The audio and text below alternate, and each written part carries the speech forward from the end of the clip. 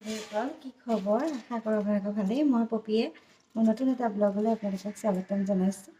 এয়া মই আজি কচু বনাবলৈ লৈছোঁ। কচু আৰু কণবিলাহী খাই ভাল পায়নে আপোনালোকে?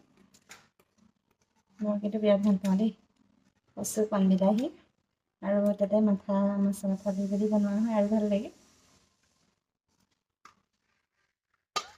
মই কচু দিছোঁ, ক'লা কচু মায়ে কালি বুটলি আনি থৈছিলে। এতিয়া বনাবলৈ লৈছোঁ।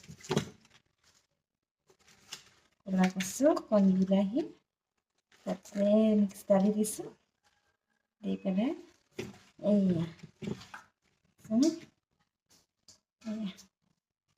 বনাইছোঁ। এইয়া কণবিলাহী, কালি কণবিলাহী কিনি আনিছোঁ আমাৰ ওচৰত দোকান এখনৰ পৰা কিনি আনিছোঁ। ঘৰত যিহেতু এতিয়ালৈকে কণবিলাহী লগা নাই, সেইকাৰণে কিনি আনিলোঁ। গছ হৈছে বাৰু নতুনকৈ। এইয়া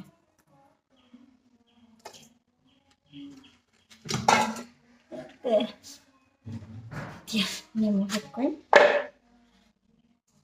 জলকীয়া কেঁচা জলকীয়া দুটামান দি দিম। জ্বলা টেঙা দুটা হ'লে খাই ভালে লাগিব ন।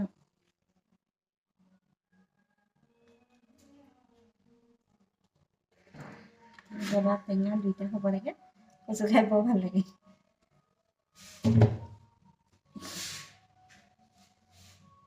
হ'ব দেই, আকৌ দেখুৱাই আছোঁ কচু দাইল। কচু দালি হৈ গ'ল দেই, খামেই আৰু এতিয়া। এয়া বনালোঁ। ভাত বনাই থকাৰ মাজতে এয়া অকণমান চাহ খাবলৈ লৈছোঁ, ৰুটি আৰু চাহ। আজি গিলাচত খাবলৈ ল'লোঁ চাহ দেই। এইয়া চাহ অকণমান খাই লওঁ। খাবলৈ লৈছোঁ দেই। কচু দালি, সৰু আলু, পিঁয়াজ পাত, গাজৰ ভাজি, বন্ধাকবি, গাজৰ, আলু, মটৰ ভাজি আৰু উখোৱা চাউলৰ ভাত।